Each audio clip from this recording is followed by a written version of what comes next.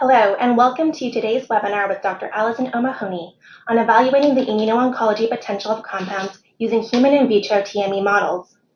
I'm Laura Ho, a scientific marketing specialist at STEMCELL Technologies, and I'll be your moderator today. Dr. O'Mahony is the Vice President of Translational Biology at Eurofins DiscoverX, focusing on the application, interpretation, and innovation of their biomat phenotypic platform to help improve drug discovery for better clinical outcomes. Dr. O'Mahony holds a PhD in immunology and biochemistry and was a staff investigator at the Gladstone Institutes at UCSF. Dr. O'Mahony has over 27 years of experience with extensive expertise in the evaluation of candidate molecules and combinations as potential therapeutic strategies in the areas of autoimmunity, inflammation, fibrosis, and immuno-oncology. Now, without further ado, I will pass the mic to Dr. O'Mahony. Thank you, Laura. Good morning, everybody. And as Laura's already said, the focus of today's webinar is on the topic of evaluating the immuno-oncology or IO potential of compounds and combinations using in vitro human tumor microenvironment models. By way of introducing the topic, I thought I would briefly review the current landscape of immuno-oncology therapies. In fact, the concept of harnessing a patient's own immune system to manage or limit their disease has long been pursued, going back to the groundbreaking work of William Coley at the end of the 19th century. At the dawn of this century, the concept has been more fully realized, with a total of 26 immuno-oncology therapies now approved. These include immunomodulatory molecules like cytokines and interferons, anti-cancer vaccines, cellular therapies such as the CAR-T therapies, as well as the drugs I'll focus on today, namely the 6 approved immune checkpoint inhibitors targeting CTLA-4, PD-1, and PD-L1 molecules. Approved immune checkpoint inhibitory antibodies are listed here and include ipilimumab and nivolumab from BMS, pembrolizumab from Merck, durvalumab from AstraZeneca, atezolizumab from Roche Genentech, and avelumab from EMD Serono. While there have indeed been remarkable success stories reported for these IO therapies, it's important to remember that the responses observed occurred in approximately a quarter to a third of patients. Therefore, the challenge remains to develop better and safer next-generation IO therapies to achieve not only improved outcomes, but to have them in more patients. What I will focus on today in this webinar is how the application of human cell-based in vitro tumor microenvironment models may prove superior in advancing safer and more efficacious IO candidates than current single-cell or animal-centric models and methods. Amongst the first generation of immuno-oncology agents, as I've already said, are the therapeutic antibodies that act by blocking the interactions between the immune checkpoint receptors and their respective ligands. But these immune checkpoint molecules did not evolve as part of cancer biology. Rather, they are part of the elaborate system of checks and balances that constitute the host's immune tolerance process. This process is designed to protect self from non-self. And in fact, it's part of the ultimate betrayal of cancer that tumors exploit this tolerance mechanisms to create an immunoprivileged space that confers on tumors a distinct growth or survival advantage to enable tumor progression. Current discovery and development efforts are focused, therefore, on the next generation of IO targets. And the goal is to achieve molecules that will restore a functional anti-cancer immune response within the context of this tolerance-ruled host tissue compartment, or as we'll refer to it today, the tumor microenvironment. Globally, more than 2,000 agents targeting over 300 molecules are currently in development across approximately 900 companies. And indeed, this represents an enormous scope of efforts and investments, and it must be stated, no small degree of duplication or redundancies. So there's a very real need for innovative approaches that can deliver a quick win or a fast fail in order to get safer, more effective IO therapies into the clinic. High on the list of next generation immuno-oncology targets was indoleamine 2,3 dioxygenase, or IDO enzymes. Based on their immunomodulatory impact and their association with the immune suppressed intratumoral environment, IDO proved to be a compelling target for IO programs. IDO represent the first step in the metabolism of the amino acid tryptophan that occurs as part of the kynurenine pathway. And these enzymes have been implicated in regulating multiple immune responses by virtue of their role in multifaceted negative feedback mechanisms that all serve to self-limit the immune responses under normal conditions, such as tolerance that I just mentioned, but also under pathophysiological conditions, such as those that occur in the cancer setting. A total of 8 IDO inhibitors were reported to have been developed to the late stages of the discovery development pipeline, and in fact 4 advanced to clinical testing. These include paclitaxel, indoximod, nivoximod, and a BMS compound. Despite limited responses as monotherapies, it was thought that these molecules, these IDO inhibitors, would act by boosting the efficacy of checkpoint inhibitors when used in combination. And while durable responses were reported in preclinical models, as well as small phase 2 studies, more recently, a phase 3 study involving more than 5,000 patients reported that the combination of ipacadostat and Keytruda, or pembrolizumab, failed to improve response rates. On the heels of this disappointing results, 3 companies have now halted, suspended, or downsized 12 other phase 3 trials of IDO inhibitors in combination with checkpoint inhibitors in patients with various cancers. However, it prompts the key question: was IDO a flawed target, or were these failed compounds? And this nicely sets up the discussion of the challenges in testing compounds for IO programs. These are listed here, just a small subset of them. There are indeed many more, but here's a small subset. Many of the in vitro immune assays lack the complexity of the human tumor microenvironment. In vitro assays necessarily have a bias towards specific targets and pathways, and this is actually required to validate those targets and test compounds.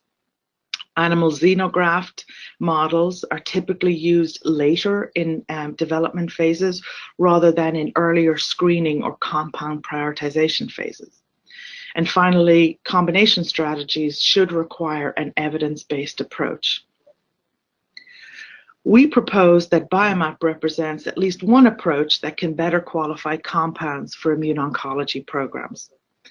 The Biomap systems constitute complex co-cultures of human tissue and immune cells pooled from multiple healthy donors to model tissue and disease biology, and when cultured in the presence of a tumor cell line, can recapitulate intratumoral biology.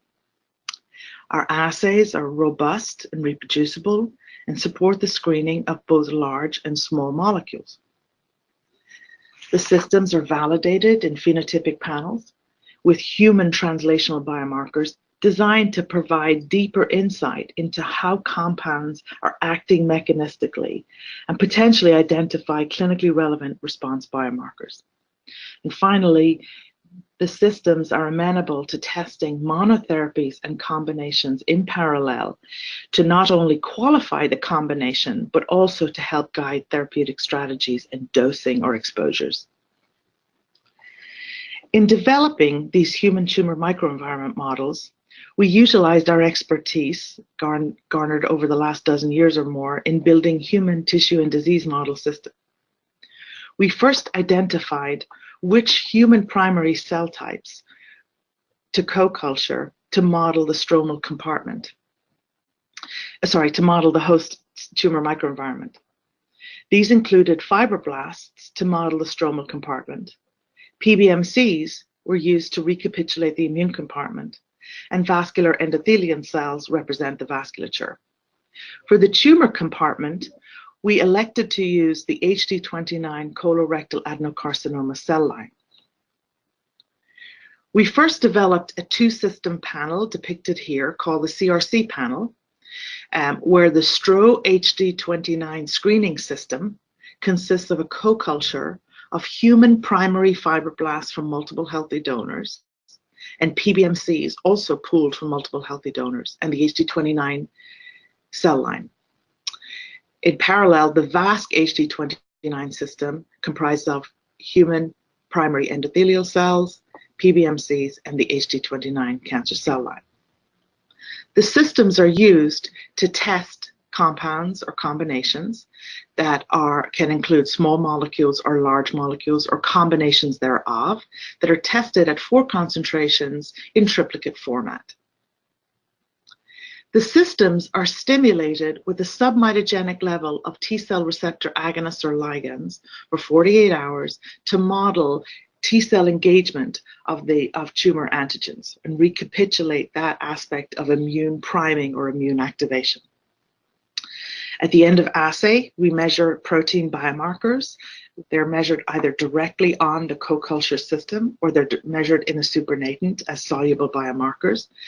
And their levels of those biomarkers are used to detect or determine the impact of the compound on the host tissue immune tumor cell compartments within the TME. The resultant data is displayed as I've shown here, and I'll explain this biomap profile in greater detail in an upcoming slide. But first, I'd like to present a little bit more biology that's recapitulated in these biomap TME systems. Here we demonstrate that the systems mimic the cancer cell mediated immune suppressive influence on the tissue co-culture systems. We measured the sentinel immune response biomarker interferon gamma in cultures consisting of the individual cell types or co-cultures of the cell types that make up the final system that's used for screening. We use, again, a cocktail of T-cell receptor agonists at submitogenic levels to stimulate the PBMCs or to stimulate the T-cells within the PBMCs. So here you can see that, as expected, fibroblasts or the cancer HD29 cell line do not respond to this immune stimulation and do not make interferon gamma. PBMCs, of course, respond to T-cell receptor engagement and they make an interferon gamma response. Interestingly, when we co-culture these PBMCs with the fibroblasts, we have an even greater production of interferon gamma. This system actually, or this biology, is similar to that seen in the case of an inflamed fibroblast environment associated with autoimmune conditions such as rheumatoid arthritis. However, when the HD29 cancer cell lines are added to either PBMCs alone or to the co-culture of fibroblasts and PBMCs as in the final system, we detect markedly lower production of interferon gamma, demonstrating that the cancer cell line inhibits the immune response. So there's still a signal representing the stimulation of the culture, but it is markedly inhibited from the maximal that's achievable in the absence of the cancer cells. One of the questions we frequently get asked relates to the fact that our systems utilize pool PBMC donors from multiple healthy donors. Of course, this represents conditions that support MLR, or mixed lymphocyte activation. So we assessed whether or not MLR was contributing to the activation of the immune responses in these systems. The short answer is no, or at least very little. Here in the lower graph, we're showing the sentinel interferon gamma response biomarker again, using systems that are as we use them in screening mode, where the PBMCs are pooled from multiple independent donors. And here on the left-hand side of the graph, we have the system set up with individual PBMC donors. So these would be non-MLR related, and these would be MLR competent systems. And what you can see is in the absence of stimulation, denoted here with the blue arrows, there is very little or minimal production of interferon gamma in the 48 hours of assay indicating that there's little or no MLR activation occurring in the systems at this time. However, an interesting observation from this experiment was the overall reproducibility of the immune response signal in the system containing pooled PBMC donors. In contrast, the system was highly variable when individual PBMC donors were included in the system. So this is a compelling demonstration that donor-to-donor variation is a real thing, and pooling PBMC donors improves the reproducibility that's required for a system used to screen compounds. Let me quickly explain the components of, or how to read a biomap profile. Here we have the two systems that make up the CRC panel, the STRO-HD29 modeling the host stromal immune tumor microenvironment biology, and the VASC HD29 modeling the host vascular immune tumor microenvironment biology. Compounds are tested at 4 concentrations in triplicate to assess their ability to modulate multiple protein biomarkers. The x-axis represents the list of quantitative protein-based biomarkers measured in each system, while the y-axis represents a log transformed ratio of the biomarker levels determined in the presence of the drug over the average levels detected in the vehicle-treated wells. The gray region around the y-axis, 0 point, represents the 95% significance envelope generated from historical vehicle controls. Biomarker activities are identified and annotated when at least one concentration of the test agent is outside the significance envelope and has an effect size of greater than 20% compared to the vehicle control, and has a p-value significance that is less than 0.01. So here is the biomap CRC profile for the approved anti-PD-1 therapeutic antibody pembrolizumab, or Keytruda. It's tested at 4 concentrations in triplicate. Annotated activities include increased cytokines in both systems, such as granzyme, interferon gamma, IL-10, and IL-17A. Additional activities indicate impacts on the cancer cell biomarkers or on the angiogenesis biology modeled in the stromal system. Together, this pattern of activities indicates that pembrolizumab is not pro-inflammatory. Rather, it has the capacity to restore the immune responses in these tumor microenvironment models consistent with its immuno-oncology mode of action. When we look at other approved immune checkpoint inhibitors targeting PD-1 or PD-L1, we see a conserved pattern of increased immune cytokines and factors, consistent with their capacity to restore immune responses and their efficacy, IO efficacy in the clinic. So this pattern of activities is consistent with an immune restorative impact. Moreover, when we look at select anti-cancer drugs, including erlotinib, gemcitabine, and paclitaxel, we also see differing, but nonetheless common pattern of increased immune cytokines. Interestingly, these drugs are under clinical evaluation in combination with different immune checkpoint inhibitors today. So biomap oncology systems can be used to prioritize agents for IO programs based on their ability to restore immune responses in these TME models. A number of development candidates have been validated in this panel for IO programs from different clients, and these have been reported at various meetings. However, when we tested the IDO inhibitor epacadostat, we did not observe any increase in immune cytokines in this panel. We do note decreased VEGF, indicating impact, indicating the compound is active, denoting modulation of the angiogenesis biology in this STRO-HD29 system.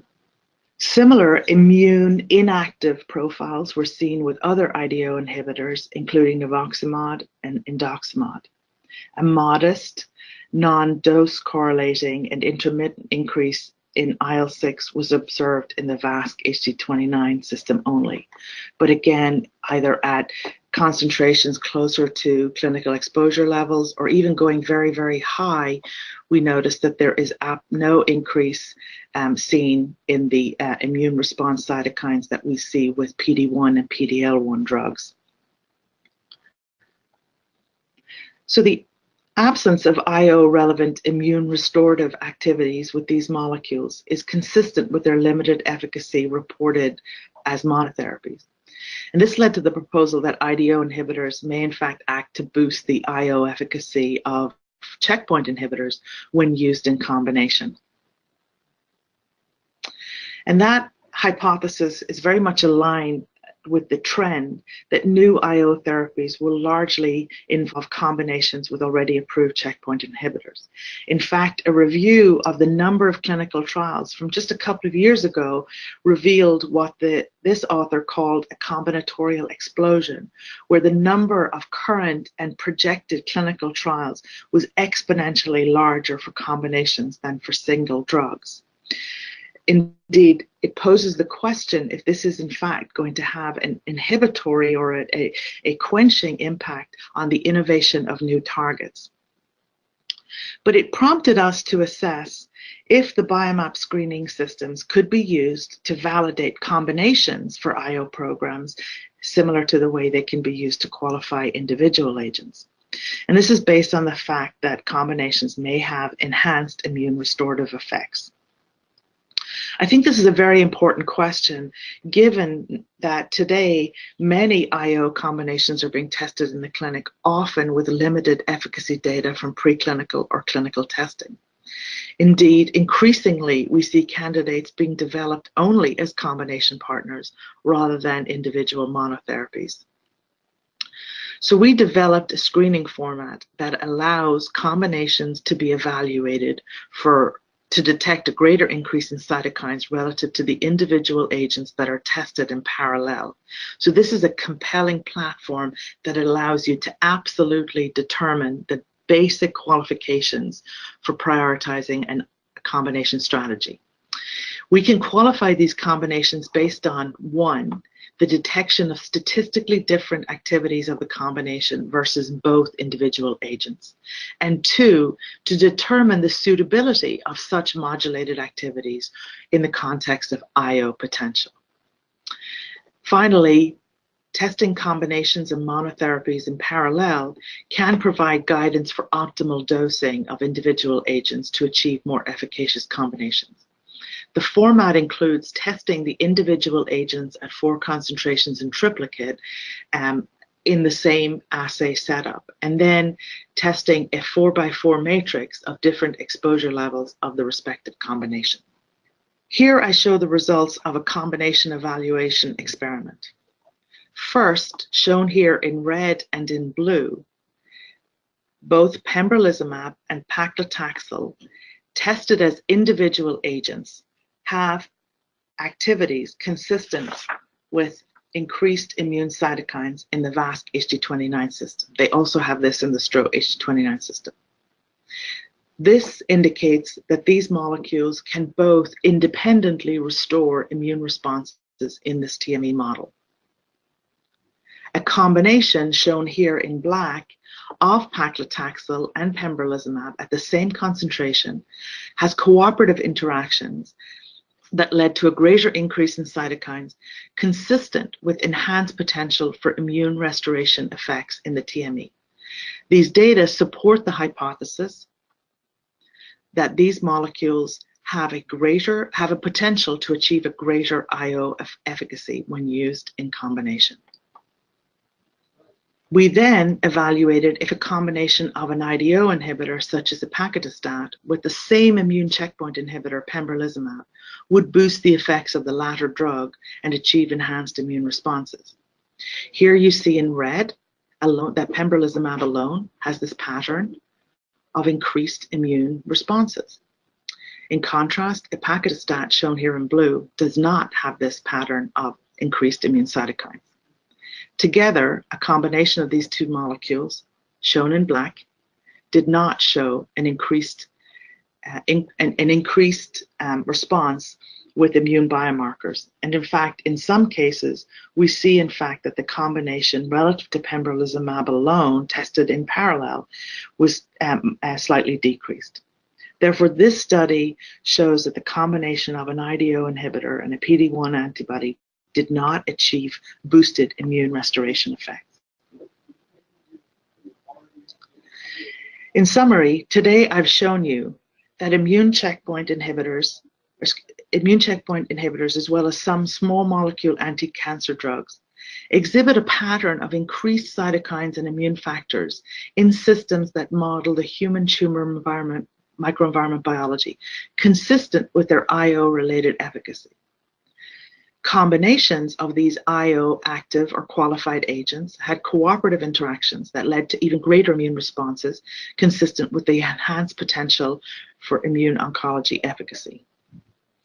In contrast, IDO inhibitors did not exhibit this pattern of increased immune activities in these TME efficacy models when tested either as individual agents or in combination with the checkpoint inhibitor. IDO inhibitors in combination with these checkpoints did not lead to improved outcomes in clinical trials either. Together, these data highlight the need for earlier and more translationally relevant target validation and qualifications of compounds based on their IO potential. We propose that complex human co-culture in vitro assays, such as these biomap oncology systems, can enable effective and efficient testing of compounds and combinations to reveal their IO potential. The inclusion of innovative and validated human primary phenotypic data will support the discovery and development of better therapeutic strategies to achieve improved patient outcomes. Thank you for your attention, and I'll now address questions. Thank you very much, Dr. O'Mahony, for your review of your work and insights into the field. This concludes the presentation segment of the webinar. We will now begin our Q&A session by addressing the questions that have been submitted. Our first question is, when using cells from pooled donors, how do you know that your data is not being skewed by allogeneic activation by various T cells? Thank you. We showed that in the earlier slide with respect to MLR. But one of the other factors is that because the data is displayed as the log ratio of the biomarker level in the presence of the test agent or test combination relative to the vehicle control from the same assay, what we are displaying is the delta that's attributable to the compound effect alone.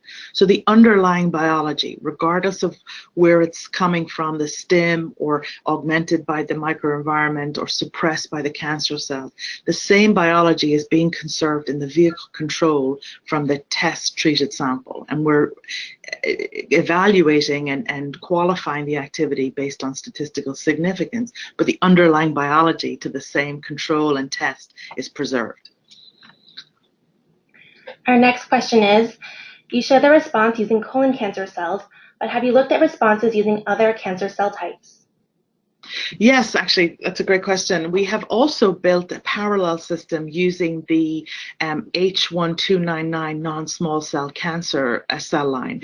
In this system, we see great, robust and reproducible immune responses in the vascular NSCLC system. But the results are a little bit more muted in the stromal NSCLC panel. But yes, we see, we have built a parallel system modeling NSCLC, and they have different readouts, but include many of the same immune cytokine readouts.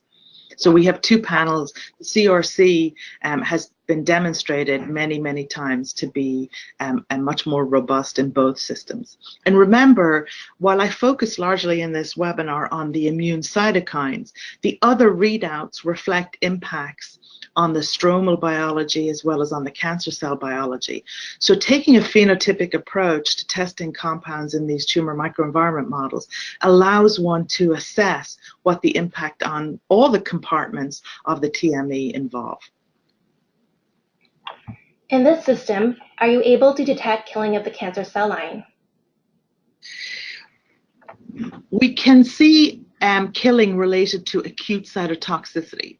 These assays are 48 hours long, so any significant cell death, I mentioned significance as our threshold is 50% or more of the protein signal being reduced indicates the cells are being killed.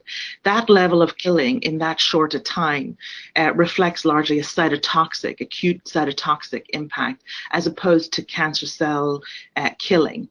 So we flag that as overt cytotoxicity rather than the cell line killing assays that are done using other formats. These systems are really designed to model the tumor microenvironment under the influence of the cancer cells rather than to read out the impact of compounds on the cancer cells directly, which is something that we do with our OncoPanel service. These are more the tumor microenvironment biology service. What are the TCR agonists you use in your system? They're a cocktail of superantigens that have been optimized to not drive full activation and proliferation and cycling of the T cells, but they're superantigen agonists. Have you tried this co-culture using transwell assays with PBMCs on the top of the transwell and stromal HT29 on bottom to see whether the effects are contact dependent or only due to secreted factors? We have not. We co-cultured everything together as we believe that's more physiologically relevant, that in the intratumoral space, all of these cells are in close contact with each other, and adherence mechanisms are indeed at play and are indeed important. In fact, it's interesting to note that when we culture the adherent cells, either the stroma fibroblasts or the vascular endothelial cells, and the cancer cell lines, they of course adhere down onto the tissue culture well as a monolayer. And then we add the PBMCs. And it's interesting that more than 95% or maybe even 98% in some cases of the PBMCs sit down on those cells and achieve a de facto three-dimensional arrangement, if you like, and are closely bound and associated and interacting with both the cancer cell and the tissue microenvironment cell. How do you address the effects of cancer-derived exosomes in altering the tumor microenvironment and regulating tumor growth and progression? That's not really addressed directly in this system, but the power of phenotypic screening is it takes an all-encompassing, unbiased approach to assessing what's going on with your compound in this complex biological environment. So whatever processes, and there are likely many or multifaceted processes at play in any compound's impact in a system, we can detect what the phenotypic impact is. So consistent with the power of phenotypic profiling and leveraging that to look at IO potential, we essentially tightly control the input with respect to the cells, the stimuli, and the agents, and we fully, or not fully, but we largely understand what the biomarker, translational biomarker readouts are.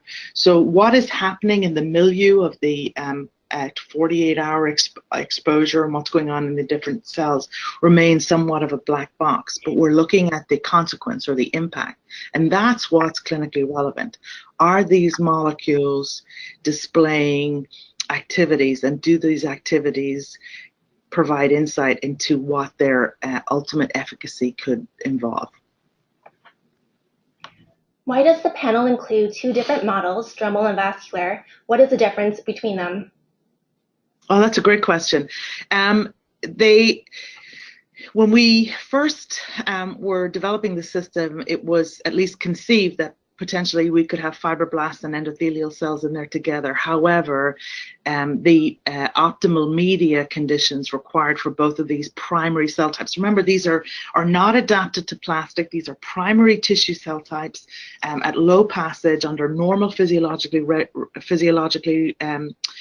regulation pathways. And so the media requirements to sustain these cells were quite different. Endothelial cells required a lot of vascular growth factors that we wanted to measure. And so therefore we were able to measure those in the stromal system and measure other molecules in the vascular. So these compartments are distinct in the tumor also. There's a vasculature, and then there's behind that there's a stromal. So we ended up having to build two systems to allow the cells to establish in the co-culture system, but it ended up conferring an advantage and enabling us to read out molecules in one system that were part of the growth environment in the other. Have you tried using isolated T cells in your system compared to PBMCs? And if so, are the non-T cells having an impact in your results? We have not tried to use isolated T cells because, again, our modus operandi at all times is to keep the system as physiologically relevant. And so intratumoral biology in patients doesn't involve only isolated T cells. So we want to keep the PBMCs as physiologically, the PBMC population is physiologically relevant. So indeed, I do believe that the myeloid compartment has a huge impact on intratumoral biology. Do you see a similar response in cultures with primary non-cancer cells, or are the responses greater when using a cancer cell line?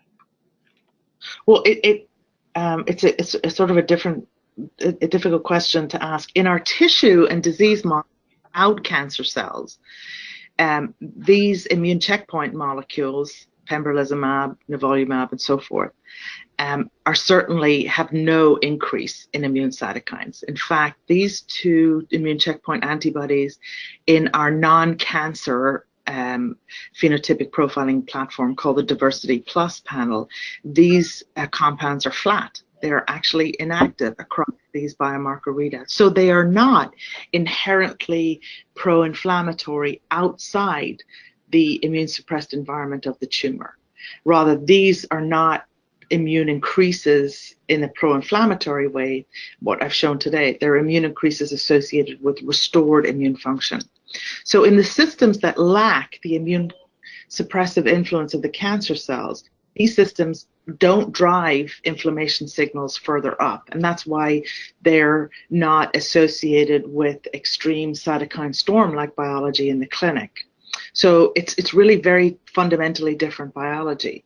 Interestingly, the cancer drugs that I highlighted in this presentation, including paclitaxel, erlotinib, gemcitabine, and we've seen with other microtubule stabilizers as well, like epithiolone D, they are all immune restorative in the oncology panel. But in our tissue disease inflammation models, they're actually inhibitory. And that makes sense because they're anti-proliferative agents, so they are certainly blocking the cycling of T cells. But within the context of the intratumoral biology, they have the capacity to restore immune responses. And this could be a result of both direct and indirect effects on the immune cells and the cancer cells within these systems. In the pembro-paclitaxel combination data, do you only see the effect in one combination concentration, or is the effect titrating? No, we see it. It doesn't titrate as nice as a single molecule titrates, actually, and we've seen that with a number of combinations. But we do see enhancement being more robust at lower exposures, which is another qualification to prioritize a combination. So combinations don't often obey a dose response curve the way single agents do. And in fact, dose response curve molecules in this IO space are often a little difficult to track down because it's indirect biology, and there's so many routes to efficacy with these different compartments. You have immune suppression going on with immune activation. You have tolerance mechanisms in context of cancer immune suppression. So there's a very complex biology going on. So direct and indirect impacts on these compartments with agents and combinations can skew certainly a dose response curve. Is IDO expressed in your systems? Yes. Okay, great. Next question is, do you think if you use patient PBMCs that you'll be able to identify the individual or personalized treatment approach rather than using pooled healthy donor cells? That's a great question, and I think in theory the answer would be yes. I think these systems could be adapted for sort of a bespoke project in looking at systems in which the PBMCs were isolated from patients. However, there's a very important caveat to point out in using these systems with any patient or patient-derived cells from any disease, is that these patients carry enormous heterogeneity and carry an enormous drug pressure, because you can't get PBMCs from drug-naive patients. And so the variability that I showed in the slide assessing MLR, that was the variability in PBMCs from normal healthy donors. And so individual PBMC donors can be highly variable, and I would imagine that the variance with PBMCs derived from patients, not only cancer patients, but patients that are on therapies, are even going to be more extreme. So important caveats to remember. I think the way to do that would be to really achieve it. It comes down to a numbers game. So rather than one system or two systems with PBMCs from patients, cancer patients or other disease patients, one would need to have many patients. It would be a very large study. You'd really need to skew the numbers to be able to interpret the data. And what are the limitations of your assay system?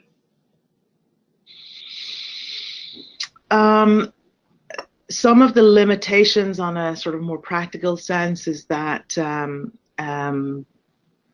they're not amenable to testing mouse antibodies, for example, which represent sometimes early stages, although in most cases therapeutic antibodies have to be human or humanized. So that limitation is not really a game changer. I think the other important limitation to point out is that we have developed and optimized and validated these readouts, and they capture the biology that, and we validated with a number of clinical compounds. They capture the biology, but they're not all readouts and they're not all biology. But we use the validation of clinically approved and standards of care molecules to validate our systems. But, you know, truth be told, it is a model and it carries all the limitations of models. That's a great point. Our final question will be, can you test combinations of two antibodies, and how do you pick the concentrations? Yes, as long as they're both humanized antibodies. With respect to guiding concentrations, we really consult with the respective client on what they know about their molecule. Antibodies are usually tested over 4 concentrations with larger dilution steps than small molecules. Often 10-fold dilutions, where small molecules are tested at 3-fold dilutions. And what we try to advise is to test molecules, not just large molecules, but also small molecules, at a top concentration that's at least 10-fold above the active concentration. That could be at EC50, or it could be a Cmax if it's known, and then cover at the second or third concentration the known active range. So that's the guidance we provide, but we absolutely consult with clients in providing them the best guidance. And with that question, we'll conclude the Q&A portion of the webinar. Thank you again, Dr. O'Mahony, for your time, and thank you to everyone for joining us here today. I hope you enjoyed the webinar. Thank you, Laura. Thanks, everybody.